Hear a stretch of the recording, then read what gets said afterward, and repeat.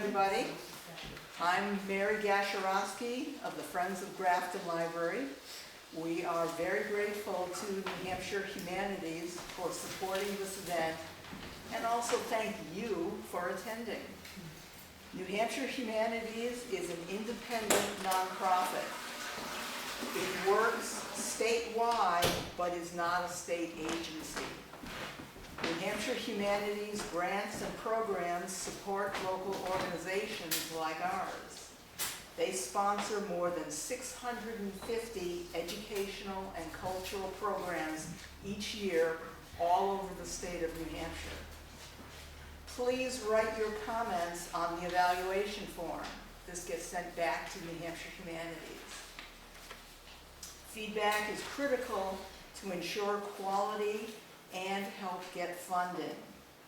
Include your name and contact information if you want to be added to the New Hampshire Humanities mailing list.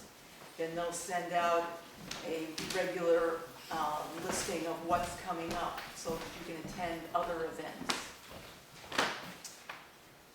Now talking about what we're going to be talking about today, New Hampshire is famous for its town meeting form of government.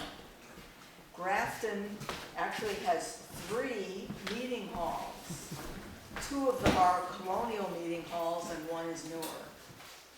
Grafton's first meeting house, built about 1785, was next to, or actually inside, the Razor Hill Cemetery up the road, and was shared with the Baptist congregation. The building was moved in 1842 to its present location at 80 Turnpike Road, so just a little ways up the road if you want to see it. As Grafton grew in population, all of about 10 years, a new meeting house was built in Grafton Center, that's down on Route 4, about 1797 or 98. Again shared with a church, and this one was left to the church in 1963 when the town didn't want to invest in repairs. This building was actually a schoolhouse until 1963 when it became the town hall and town office. Well, now it gives me great pleasure to introduce our speaker, Paul Wainwright, a lover of photography and history. Since 2001, he has pursued his love of photography full time. That's the thing to do. And is especially drawn to... I got downsized from my job. Look on the bright side. Never been happier. And he really likes photographing historic structures, and you're going to see that today. Paul will talk about the place of the meeting house in society, and if you don't get enough from his talk, he's got a book available for purchase. So, Thank you very much. Paul. I'm very pleased to be here and very pleased at the good turnout. I had good luck on weekend afternoons when it's drizzling. It's too bad to work in the garden and not bad enough to stay home. So thank you for coming.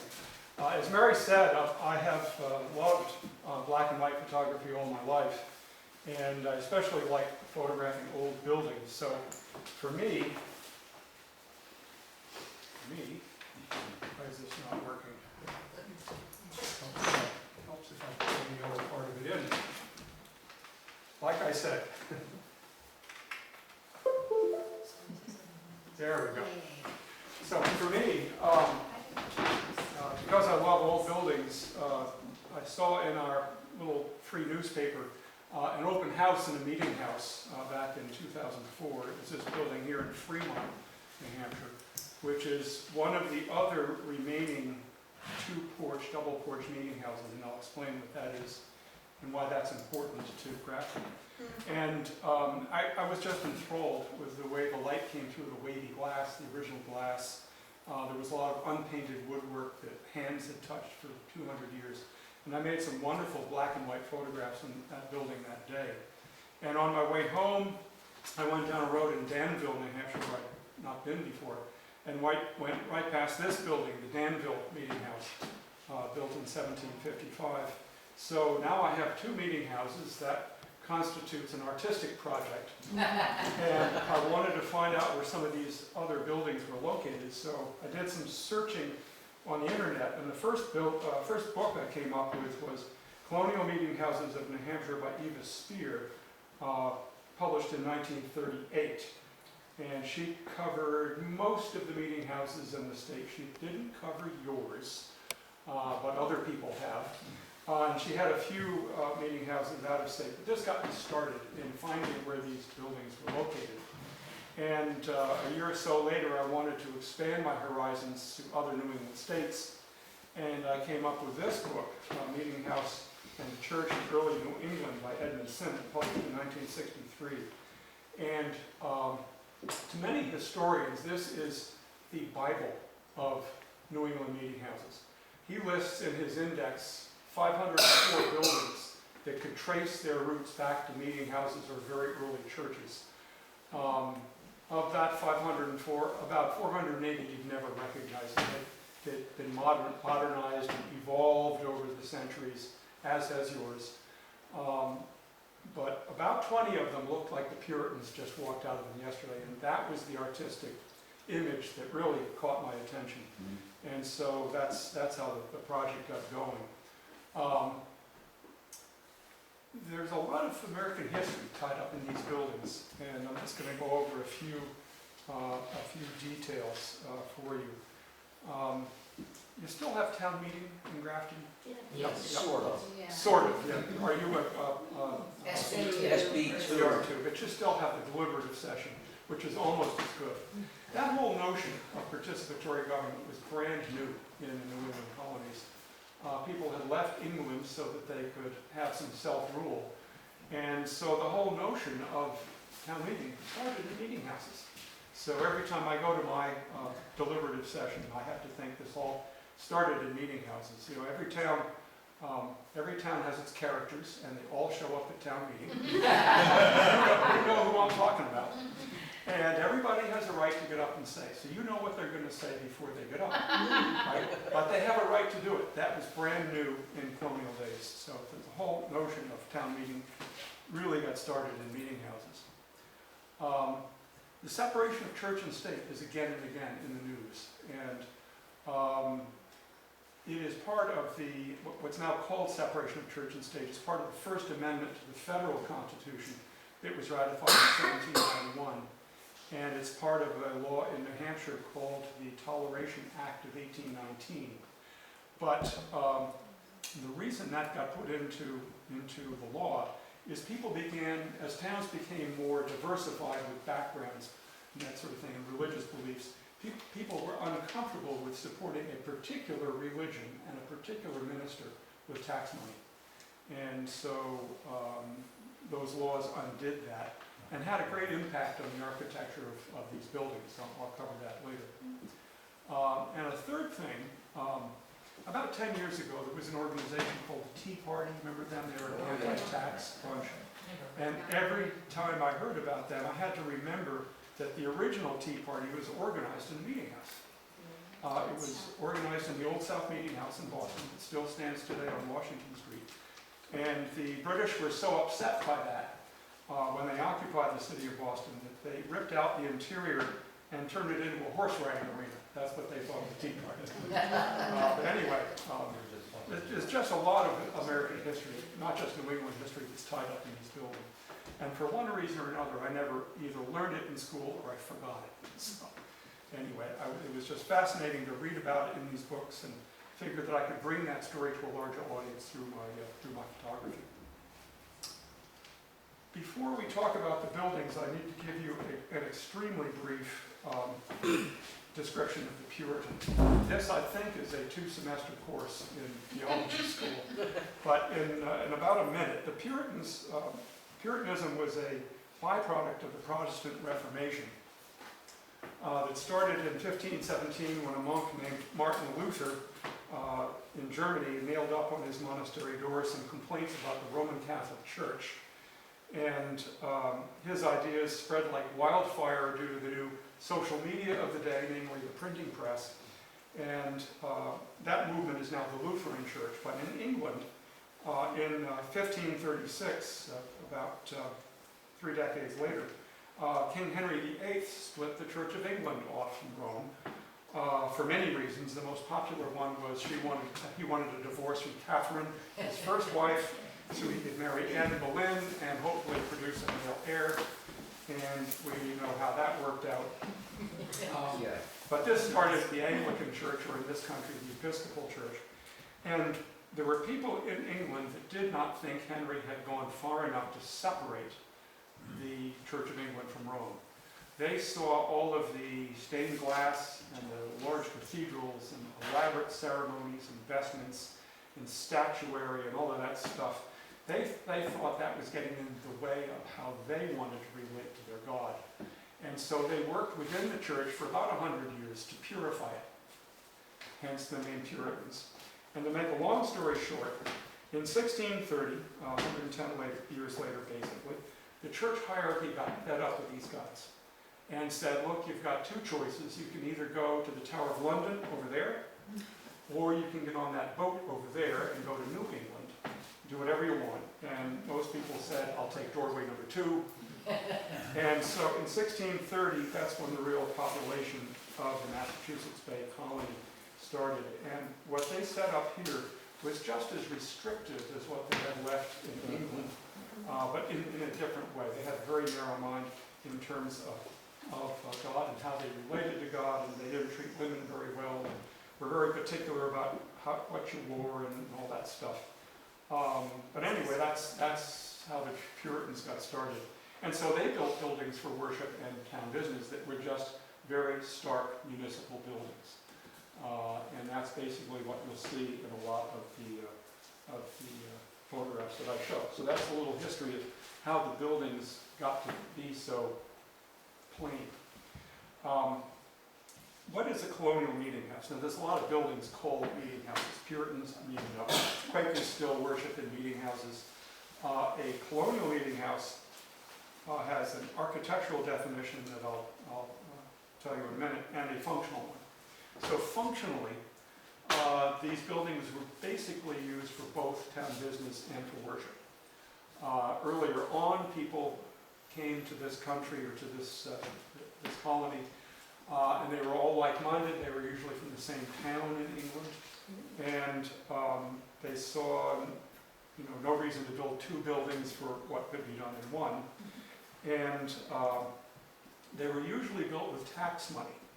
Now, I was asking Mary earlier, your first meeting house was a Baptist meeting house, which is up the road. Does anybody know if the Baptists actually used tax money? Because that's why they got run out of the Massachusetts Bay Colony, Roger Williams, down in Rhode Island. So all the Rhode Island meeting houses were not built with tax money. So we do not know the answer to that question for your first meeting house. But in general, they were built with tax money. And they're always the center of the community, both literally and figuratively. And towns that still have them are very proud of them. And I have to say, is there anybody here from the Mascoma Preservation Organization? You guys should get a gold star for what you're trying to do. I'll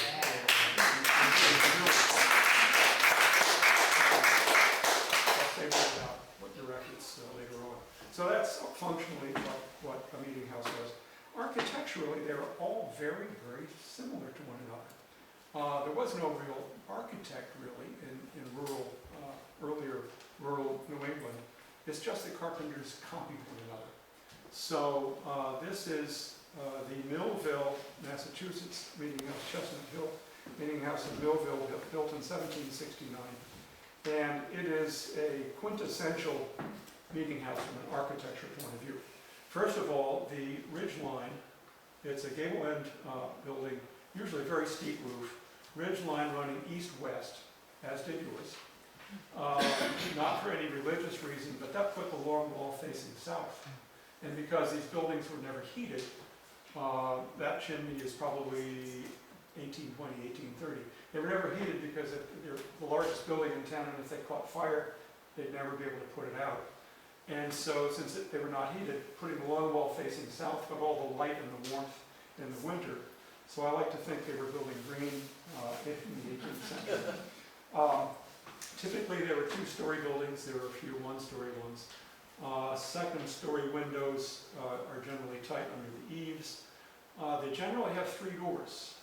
The door in the middle of the long wall was called the door of honor. It was the door through which the minister and honored out-of-town guests would enter. And on the east and west ends, there were doors for women and men, respectively. Now, this rough edge of the Puritans wore off after a while, but they still put three doors in the meeting house because that's the way you build a meeting house. The one thing you can't see about the outside is right around on the back of the building, right in the middle of the wall, both up and down and back and forth, is what's called a pulpit window. And your building had a pulpit window, I read it in your architectural description. And those elements are just quintessential of every meeting house that was built in the 1800s. Inside, they're also very, very similar. This is the inside of Sandown, New Hampshire, built in 1773. And as you look around the auditorium, you see that it's clear story up to the second floor. There's galleries on three sides. This is the west-facing door, east-facing door just coming into view. And against the back wall, the northern wall, is the raised pulpit with the pulpit window behind it, as I mentioned before. Puritan worship was nothing like we do today. There was no audience participation, no singing of hymns, no recited psalms, that sort of thing. Basically, you listen to the preacher preach, pray, and read from the Bible. And it was several hours long. So the pulpit was the most important part of the room. That item above it is called a sounding board. It's an acoustical device to project the preacher's voice out into the auditorium. And from there, he could see every eye in the whole place. And he knew who was awake and who was asleep. And service would go on for several hours in the morning, break for lunch, several hours in the afternoon. And it was very embarrassing to fall asleep because there were men in the congregation called tithing men, had nothing to do with giving 10%. They had a pole with a little prick on the end of it, right? And they could go around and wake you up, and it was extremely embarrassing. Families with any money would sit together in these box pews. You would own the pew.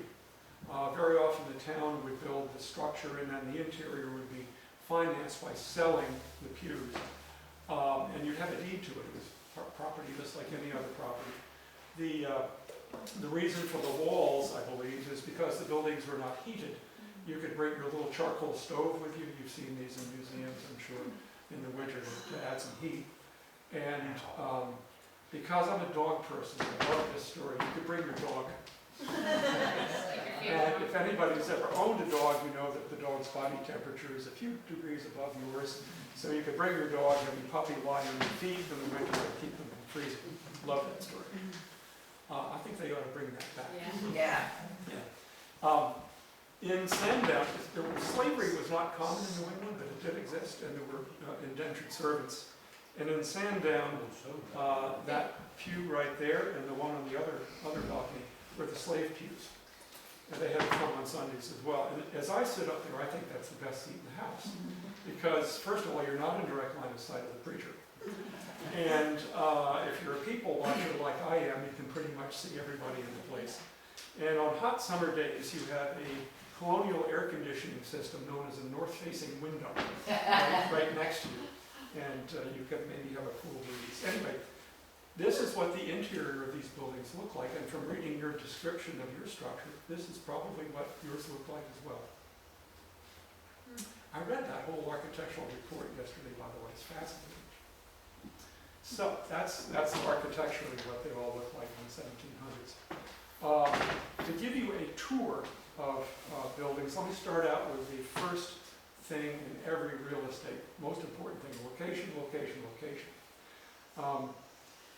Whenever a meeting house was to be built, it was always a contentious issue where to put it, and that was the case in Grafton as well, I understand. People wanted the meeting house close to their home or their farm because you had to go on Sunday. And in bad weather, it was just a hardship to travel 2 or 3 miles.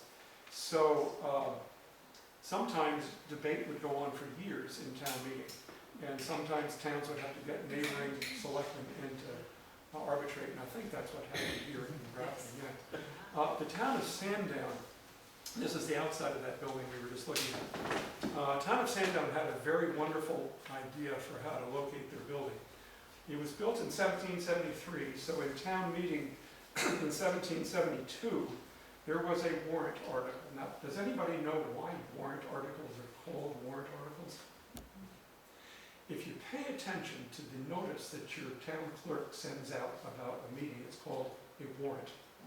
And the reason is, in colonial times, it wasn't sent out, it was nailed up. And it was basically a command, you know, we're going to discuss certain things and decide on them, and if you're not there, don't complain about it later. So the warrant had articles, and the name has continued to this day. So in 1772, they had a warrant article to raise and appropriate the amount of money needed for the building, just like we would today. It appointed a building committee, and it charged the building committee with finding the geographic center of Sandown. Everybody thought that was a fair, egalitarian way of locating the building. So the building committee got busy with chains. They used chains back then to measure. And let me digress again. A chain is 66 feet. So if you ever read old deeds, you'll see a chain mentioned at 66 feet. You might see rods mentioned. That's 4 rods to a chain. So a rod is 16 and a half feet. And sometimes you'll see links mentioned as a distance. That's 1/100th of a chain, or about 8 inches. We don't use those anymore, but if you're into horse racing, you've heard of a furlong, I'm sure. A furlong is 10 chains, or 660 feet. And we've all heard of an acre. If you look at the number of square feet in an acre, it's some really odd number, and you wonder why that is. An acre is a furlong times a chain.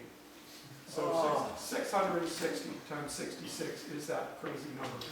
It makes up an acre. Anyway, but I digress. So they started measuring north to south, east to west, and boundary to boundary. And they found out that the center, geographic center of Sandown is what today is known as the Strawberry Swamp. They didn't tell anybody. They just arbitrarily picked this spot about a half a mile away. It was at the top of a nice high hill. And they reported back to the selectmen that this was the geographic center, and everybody said, great, let's build a meeting house there. And about 20 years later, when an accurate map of town was drawn, people began to realize that it's not in the center, but by then everybody just sort of accepted that it was where it was.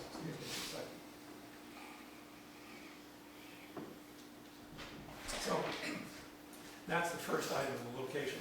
Second item is let's move the meeting house.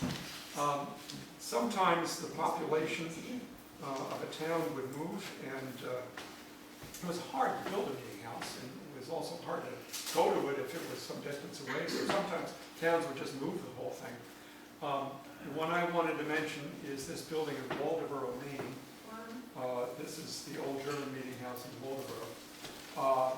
It was built in 1772 on the eastern bank of the Madomic River, which is one of these salty north-south things in mid-coast Maine.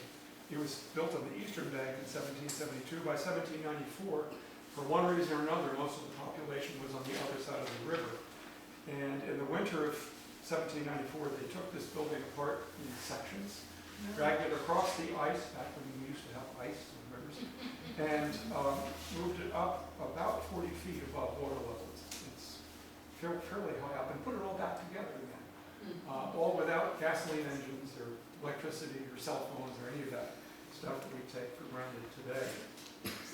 A couple of other meeting houses were moved. Leicester moved their meeting house about 4 or 5 miles, and Wickford, Rhode Island had a meeting house that was moved, that I'll show you in a couple of minutes. Where did the town go?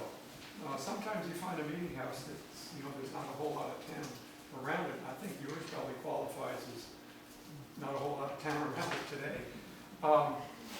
Sometimes there's just a meeting house with nothing around it. And the one I wanted to mention today was this building in Allenstown. This is the Allenstown Meeting House, built in 1815.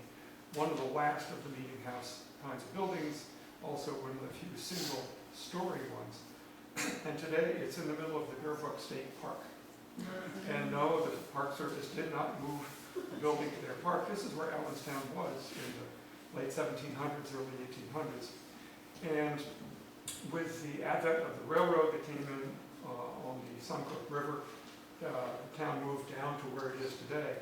And basically, the building was abandoned and fortunately not burned down by teenagers. And so there it sits. It's, for a long time, it was owned by a chapter of the DAR.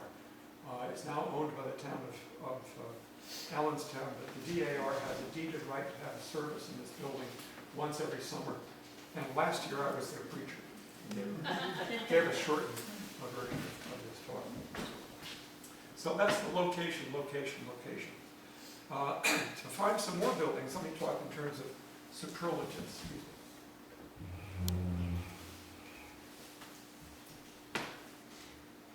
First superlative is what's the oldest remaining meeting house? Well, that would be this building in Hingham, Massachusetts, built in 1681. Wow. It is one of the few, Edmund Sinnott, that 1963 book called Buildings Type 1, Type 2, Type 3, Type 4. Yours started as a Type 2, it's now a Type 3, but don't have me to explain that anymore. But Type 1 was basically a square footprint, a hip roof, or this kind of a roof, whatever you call that, diamond pane windows. That little thing that's jutting out is called a porch. It's where the stairwell was. You had porches on yours originally. So the whole look is a little different, but the inside is very similar: box views, raised pulpit, that sort of thing. Built in 1681. It's called the Old Ship Church because the roof beams are curved like the hull of a ship and upside down, which makes sense because Hingham is on the ocean. It was probably built by shipwrights. So Old Ship Church, 1681. It is still the first parish Unitarian Universalist church in Hingham, and it's the oldest church building in the United States in continuous use as a church building. Still use it. Was it congregational to begin with? It probably was congregational to begin with. Yeah, the Unitarians didn't really start until about 1800, and since this is 1681, yeah, it would have been Puritan to begin with. The Puritans began calling themselves Congregationalists around 1740, at the time of the Great Awakening, which was a movement in this country that I'll talk about in a minute. Anyway, the oldest one in New Hampshire is this building in Newington, built in 1713. I know that because somebody did graffiti on the rock. And this is out of Eva Spear's book, 1938. And about 10 years ago, I went back to photograph the building from the same spot. It's interesting how, I was almost in the same spot, it's interesting how the trees move around Wow. in these buildings. Anyway, that's the oldest Puritan meeting houses. What's the oldest Anglican meeting house? Now you're probably saying, wait a minute, Paul, I thought we were talking about the Puritans here. And in general we are. But remember I said this is an artistic project, so I had artistic liberty to include some other buildings of a similar era and artistic style. The Waldemar building was a Lutheran building. I sort of snuck that one by you. The oldest Anglican meeting house is this building in Wickford, Rhode Island, built in 1707. And the Anglicans, the Church of England, at that time had a group called the Society for the Propagation of the Gospel in Foreign Parts. And to them, this was foreign parts. And so they sponsored the church. It was moved in 1800, and in the mid-1800s, the Episcopal Church built their new building, still called St. Paul's. But it has a very similar architectural style to what the Puritans were building. Fairly steep roof. They didn't have 3 doors. The Anglicans didn't believe in this men and women separate business. Had only 1 door. The inside is very similar with box pews and a raised pulpit. But notice the windows. These round top windows and the round window. For many rural Puritans, that was just far too ostentatious. Except maybe the pulpit window would sometimes have a round top. And so certainly in rural structures that are Puritan structures, you'll find square windows. I was giving this talk in the Old South Meeting House in Boston, and the guy who was the author of the essay in my book, Peter Bennis, was in the audience. And I was waxing poetic about Puritans not putting round-top windows in their buildings. And he came up to me after my talk and said, Paul, about the round-top windows, look around.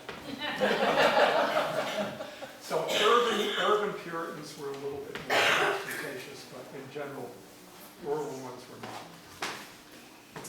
So that's the oldest Anglican structure. What's the oldest town hall in continuous use as a town hall?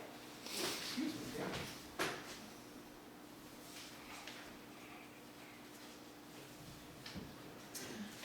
Oldest town hall in continuous use would be this building in Pelham, Massachusetts, which was built in 1743, looks just like all the others. Would have had 3 doors and a pulpit window. You can see in the clapboards there where the pulpit window used to be.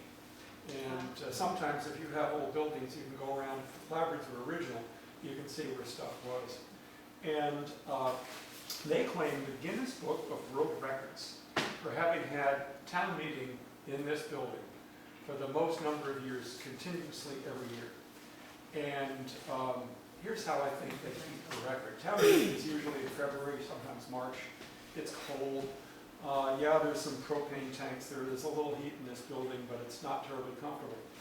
So I think what they do is on the day of town meeting, the town moderator and the selectmen and a few citizens of the town get together in this building. The town moderator calls the meeting to order, and then somebody immediately makes a motion to recess. And they all go out and get in their cars and drive down the street to the auditorium of the local grade school. But they've had town meeting in this building every year since 1743.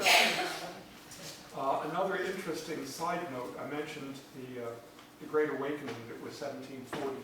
One of the prominent preachers in that was a guy named Jonathan Edwards from Northampton. And Jonathan Edwards preached the dedication in this building in 1743. Just a little, in case you're ever on Jeopardy and you need to know. Now you know. Okay. What's the oldest steeple? Well, steeples again were not terribly common on rural meeting houses either, but urban meeting houses did have them. The oldest steeple on a meeting house is on the Old South Meeting House in Boston, built in 1729. The interior of the building has been used for many, many, many things. It was a meeting house. It was a horse riding arena. It went back to being a worship space. It was a U.S. post office in the 1900s and 1800s, somewhere back there. Anyway, today it's a museum piece on the Freedom Trail. So as you walk through the inside, you're never sure what era you're looking at. But the outside is pretty much the same as is the steeple. And I dare say the neighborhood did not look like this when this building was built. Old South fortuitously avoided the Great Boston Fire of 1872. That fire stopped about a block away from this building. So there it stands. There are some old steeples on rural meeting houses in New Hampshire. This is the Amherst, New Hampshire meeting house. The building was built in 1771 and the steeple was added a year later. An interesting thing, the town moved out of this building in 1836 and it became what today is the Congregational Church. But the town kept ownership of the clock. And so in the deed that the church has, the town has a deeded right of way to enter the church once a week to wind the clock. And it's one of those archaic positions that you vote in at town meeting. For example, I'm the viewer of lumber and timber or something like that in Athens, and nobody has any idea what we're supposed to do. But anyway, Augreve? Like Augreve? something like that. But anyway, the town still has somebody who winds the clock every week. It's a very honored position to have. The next oldest steeple is this building in Hampstead, New Hampshire. The building is older, built in 1745, but the steeple was added in 1792. And the building claims to have a Paul Revere bell up there. I want you to notice the style of these steeples, so the long, spindly steeples. That is called a Puritan steeple. Again, if you're ever on Jeopardy, you need to know that. Now you do. What building has the most stained glass? Most glass. No stained glass. That's far too Roman Catholic for Puritans. The most glass is in this building in Amesbury, Massachusetts, built in 1785. Why would glass be important? The Puritans didn't like to show off in obvious ways, but they showed off in some very subtle ways. Two things they would do to their meeting house to show that they had a lot of money in that town is they would put elaborate woodwork in the meeting house. And the other thing is they would put a lot of glass in their windows. Glass was expensive. It had to be imported from England. And if you could afford a lot of glass in your windows, you were kind of subtly, maybe not so subtly, showing off to your neighbors. And so this building, I'm told, has 75% of those panes of glass are still the original 1785 glass. Wow. Now, there's three things about this building that are going to be on the final exam. And since I can't ask everybody to take that exam, I'm going to appoint Mary to be the class representative, since you invited me. Okay? So three things you need to remember. First of all, this was built in 1785. Secondly, it's in Amesbury, which is near Newburyport. Remember that. And third, it was built by a local master builder named Timothy Palmer. P-A-L-M-E-R. We're going to come back to those three things in a couple of minutes. And I will ask you to recite them for the class. I got it written down here. Okay, best restoration. I have to tell you, when you guys get done with your meeting house, you're going to occupy this spot and talk someday. Okay. You are starting from the worst possible condition I've ever seen in a meeting house. Anyway, the one that I wanted to talk about today was this building in West Barnstable, out on the Cape, built in 1717. The bell tower would have been added in the early 1800s. And in 1852, the congregation, it was a congregational church at that point, they decided to modernize their building and turn it into what was essentially a very nondescript rural congregational church, 1850. And that's the way it stood for basically 100 years. Until about 1950, the congregation realized, hey, we made a mistake 100 years ago. Inside this building, we have the bones of a wonderful meeting house. Let's try to undo some of those changes. And so they were able to back it up, not all the way to 1717, but they turned it into what would be early 1800s kind of style. They knew what the outside looked like, because there were sketches of the building, but nobody really knew what the woodwork looked like inside until they realized in 1850, when the building was renovated, the church pews were sold at auction. And there were several dining rooms in West Barnstable that had wainscoting on their walls. It was made out of the church pew wood. So the carpenters could go in with calipers and measure exactly how they were planed and duplicate that in the new building. Another interesting side note, if you wanted moldings in 1717, you didn't go down to Home Depot and buy moldings, right? You hired a carpenter, and the carpenter himself had tools, planes that he had made himself. So every one was a little bit different. And so if you're into tracing who built what, one of the things you look for is the exact shape of the moldings. And an interesting side note, Canaan Meeting House was built by the same builder that built the Alna, Maine Meeting House. You can tell from the moldings that were used. So they were able to recreate this building in basically 1820 kinds of style. And when you walk in, it's got electricity and it's got heat, but you don't see them. It's all recessed. You really feel like you're in a colonial era church, complete with a raised pulpit. What was the biggest dispute? I've already mentioned where to put the meeting house. It was quite frequently a big dispute. The story I wanted to tell today, though, is in the little town of Brooklyn, Connecticut. This is their meeting house that was built in 1771. So in their town meeting in 1770, they raised and appropriated the amount of money needed for the building. And they assessed everybody in town, much the way property assessments are done today. They assessed everybody in town their share of what it would cost to build the building. And in Connecticut at the time, there was an intermediate law before we got to real separation of church and state. The intermediate law says if you're a member of another congregation, another denomination, and if you got your worship space built before the town completed its, you didn't have to pay your assessment. So there was a guy in Brooklyn named Godfrey Malbone who had moved from Newport, Rhode Island, where he was a member of Trinity Church, Newport, the big Episcopal church in Newport. And he got about a dozen other families together, got themselves sponsored as a mission of Trinity Church, Newport. And they started building their building. And because they did not need to go back to town meeting to make all their decisions, they got theirs done first. And so in the little town of Brooklyn, Connecticut, you find another building built in 1771. It meets my artistic definition of meeting houses. And so there it sits. Notice the round top windows, okay? So interesting story. What's a building used for? Most other things. A lot of them have been repurposed and repurposed. I talked about Old South already.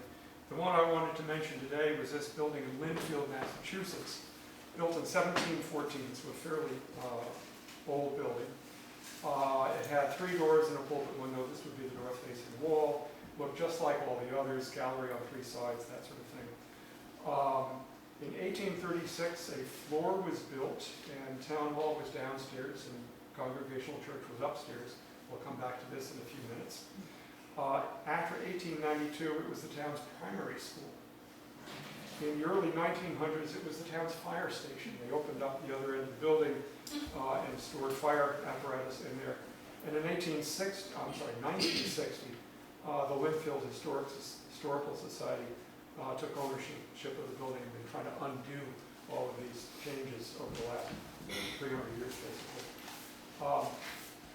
There's an interesting detail about this building that I saw in a couple of places. In 1782, it was enlarged. Are there any timber framers in the audience from your project? No. Okay, good. It was enlarged, and the way they enlarged it was they cut the building in half, dragged the halves apart, and filled in the middle. I thought the same thing. That's just ridiculous. Why would anybody ever do that? But in one of my talks, there was a timber framer who said, look, Paul, it's very difficult to timber frame an end wall. You know, you've got a door to deal with, and windows, and roof truss, and that sort of thing. That's a lot of work. It's a lot easier to cut the building in half, drag the halves apart, add another roof truss or 2 in the middle, and enlarge it. And if you go up in the attic of this building, you'll see the 2 roof trusses in the center are slightly different from the others. They're still very old, but that's why. It happened in a couple of places. In West Claremont, there's an Episcopal church. Then originally it was an Anglican structure that was enlarged that way. And in East Derry, there's a very large congregational church that was enlarged by cutting it. Apparently there's one in Enfield Center too. Is there? Your building was cut in half? I didn't know that. Cool. Anyway, as I drove around New England, I always stopped to smell the roses, so to speak. And if there was a graveyard next to the meeting house, I'd always walk through. I love some of the things people wrote on their tombstones. So cheery. The most interesting one I found was in the town of Danville. This is right next to the Danville meeting house. There is buried there one Josiah Philbrick, who died in 1863, 64 years old.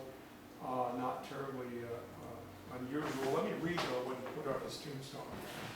Oh may this death remind us all that here we've no abiding place, but the next shaft of death that falls may call us to our resting place. Isn't that wonderful?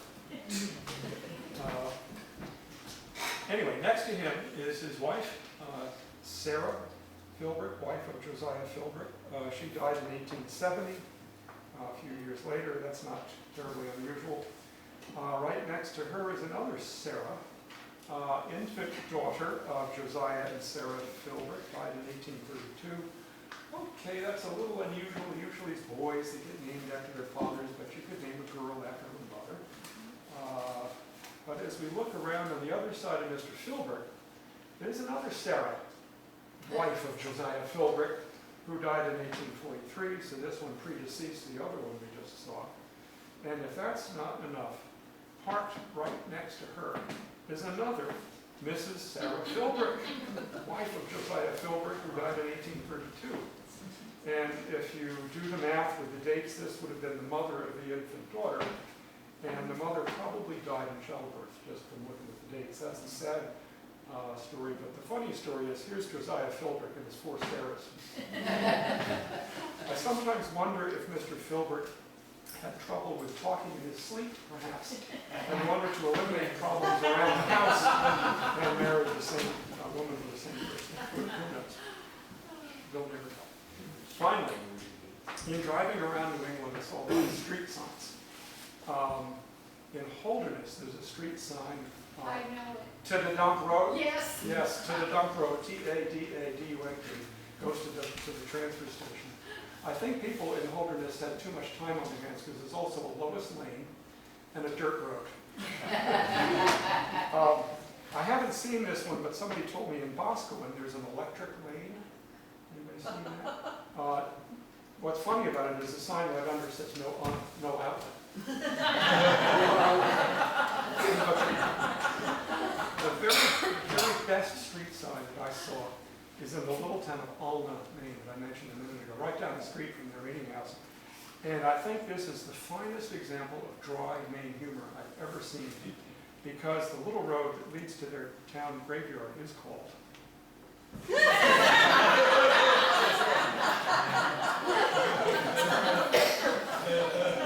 can't make this stuff up. That's not Photoshop.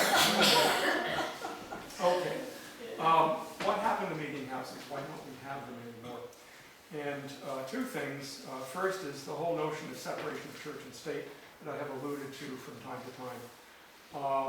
When the Toleration of Act of 1819 was passed, towns had to have separate spaces at least and not support the church with tax money.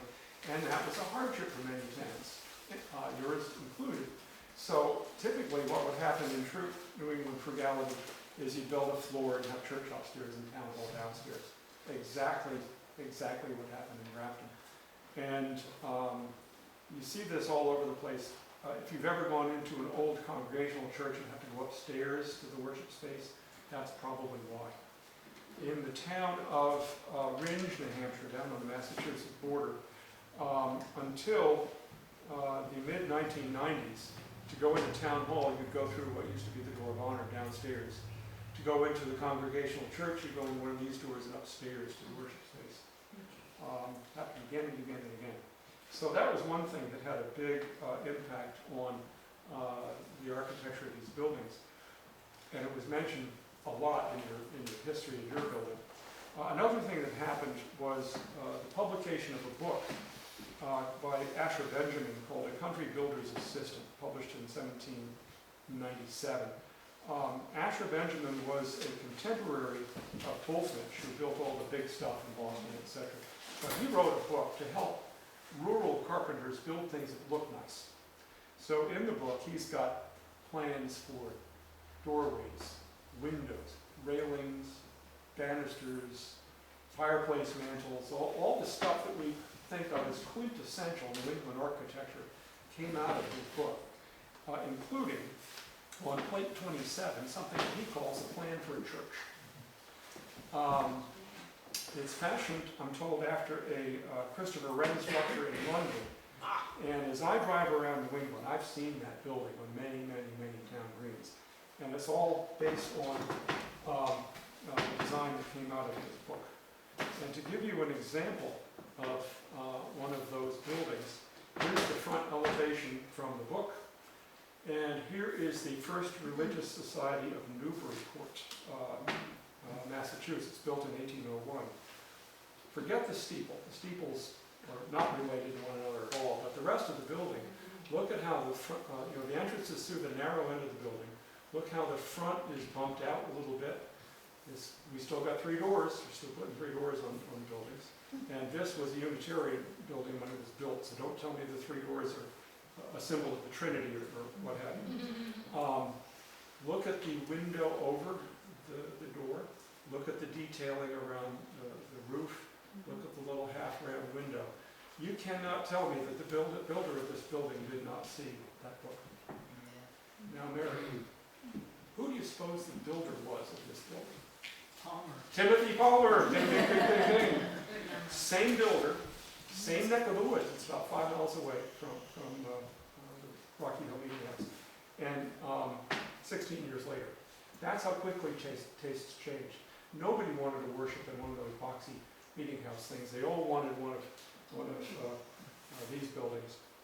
As another example, here's the interior elevation from the book, and here's a not very good interior photograph. It wasn't mine. I stole it from the internet. And look at the similarities.